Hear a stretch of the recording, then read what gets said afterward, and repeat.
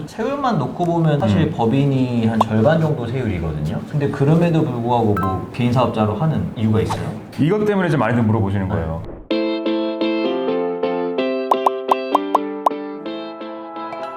5월 종합소득 신고 끝나면 문의가 많이 와요. 법인 전환 해야 되니 많이 오죠. 네, 왜 오는 것 같아요? 5월에 세금을 엄청 많이 내고 개인 사업자를 운영하시는 분들이 아 이건 아닌 것 같다 라고 생각을 해서 6월, 7월 이때 이제 법인 전환 문의가 엄청 오죠. 저희도 이제 지금은 법인 형태지만 시작은 개인 사업자로 맞아요. 네. 시작을 했습니다. 그래서 뭐 저희도 어쨌든 법인 전환을 한 케이스니까 많은 얘기를 해드릴 수 있을 것 같아요.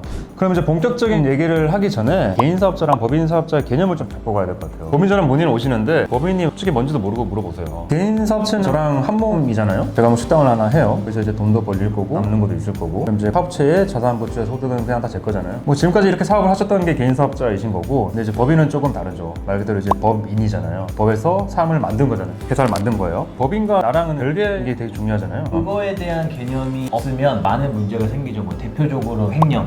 대표분도 이제 네. 말씀드리면 아니 무슨 이게 횡령이냐 다 내 돈인데 근데 이제 법적으로 놓고 보면 남의 돈, 법인 돈이 되는 거죠. 저희 회계법인이랑 저랑도 별개인 것처럼 법인이랑 개인은 별개인 게 포인트고, 그래서 이제 두 가지 개념이 중요한 것 같아요. 주주와 이제 경영자가 나오는 것 같은데, 경영자는 말 그대로 이제 회사를 대신해서 사업을 운영해주는 분이잖아요. 대표가 될 거고, 대표는 이제 법인으로부터 월급을 받아요. 월급을 받죠. 월급을 받죠. 월급쟁이잖아요. 그냥. 회사의 진짜 주인은 이제 주주죠. 주주는 이제 회사가 나중에 돈을 잘 벌거나 그러면 배당을 받거나, 나중에 회사가 성장했을 때 이 주식을 팔아서 큰 돈을 벌 수도 있는 거고. 그래서 이제 두 가지 개념을 좀 구분을 해주셔야 되는데, 법인 전환 고민하신 분들은 대부분 경영자이자 주주가 될 거예요. 뭐 대부분이 이제 1인 법인 주주도 한 명, 그리고 그 1인 주주가 대표이사까지 하는 케이스가 대부분이죠. 이게 쉽진 않겠지만 이 두 가지를 명확히 잘 구분해야지 앞으로 이제 이야기가 좀 쉬워질 것 같아요. 개인 사업자는 이제 1년 동안 소득에 대해서 소득세를 내는 구조잖아요. 네. 이제 소득이란 건 수익에서 비용을 뺀 거에서 내는 건데, 세율은 이제 6%에서 45% 누진세예요. 소득이 1억이다. 그러면 한 세역이 한 2천만 원 정도 나옵니다. 반면 이제 법인은 이제 법인에서 발생한 소득에 대해서 법인세를 내는 구조인데, 이 2억 원까지는 10%, 그 이상 해봤자 뭐 20에서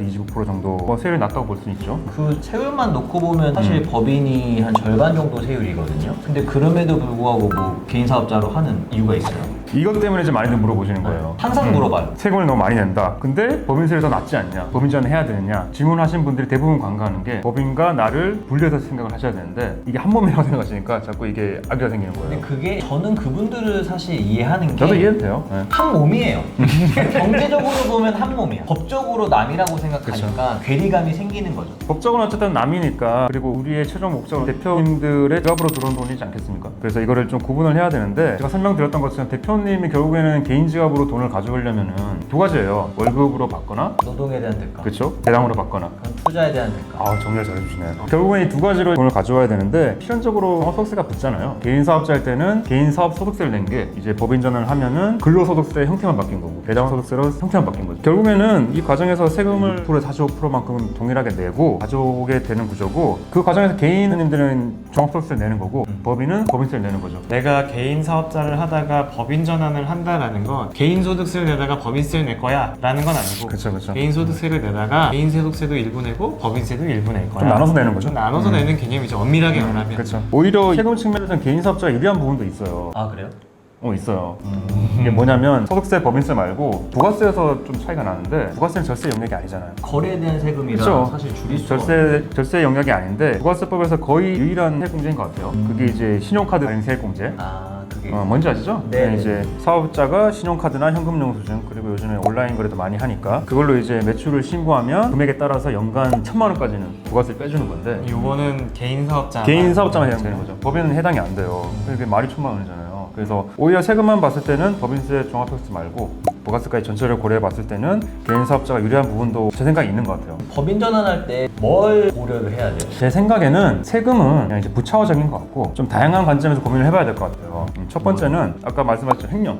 사실 이제 말이 무서워서 그렇지 법인 계좌에 있는 돈을 그냥 마음대로 빼가면 그게 횡령이에요. 법인 계좌에 있는 돈을 가져오려면 결국에는 소득세를 내고 가져와야 되는데, 내고 가죠. 이거에 대한 충분한 이해가 없이 그냥 운영을 하시게 되면은 자금 운용에서 오히려 개인 사업자일 때보다 더 힘들죠. 개인 사업자는 그냥 남는 거 그냥 막 가져가도 되는데, 법인은 그냥 월급에서만 자금 운용을 해야 되고, 특히나 이 부분이 제가 봤을 때는 법인으로 했을 때 제일 어려운 점인 것 같아요. 오히려 개인 자금 사업자보다. 쓰는 거, 돈 쓰는 자금을 마음대로 못 쓰니까. 그리고 또 제가 생각하는 두 번째 포인트는 법인으로 하는 게 진짜 회사를 운영하는 것 같아요. 개인 사업체를 운영할 때보다는 약간 좀 넥스트 레벨인 것 같아요. 저희가 해봐서 알겠지만 관리비용이 어쨌든 들어요. 복잡하잖아요. 주주 구성을 어떻게 해야 될지, 등기사항 같은 거 다 지켜야 되고, 통장도 관리를 해야 되고, 그 장부도 개인 사업체일 때보다는 열심히 잘 관리를 해야 되고, 시스템 같은 것도 잘 구축을 해야 되고. 그러니까 어쨌든 사업을 운영하시는데 세금 말고 다른 쪽으로 에너지나 시간을 많이 쓰실 거예요. 그리고 또 세 번째는 스타트업에서 자주 나오는 건데, 결국엔 투자 유치를 받으려면은 이거는 뭐 개인 사업자 형태로는 좀 애매하죠. 왜냐면 투자라는 거는 투자한 객체, 그게 개인 사업자가 됐든 법인이 됐든 두 가지일 텐데 지분이라는 형식이 없으면 투자하기가 애매해지는 거죠. 도대체 나는 어떤 거에 대한 대가를 주고 산 건가? 그래서 스타트업들 대부분 다 주식회사로 시작하지 않습니까? 아무리 뭐 규모가 작더라도. 거의 그렇죠. 몰라서 개인 사업자로 하셨다가 나중에 이제 투자를 자기들 좀 유치하고 싶다.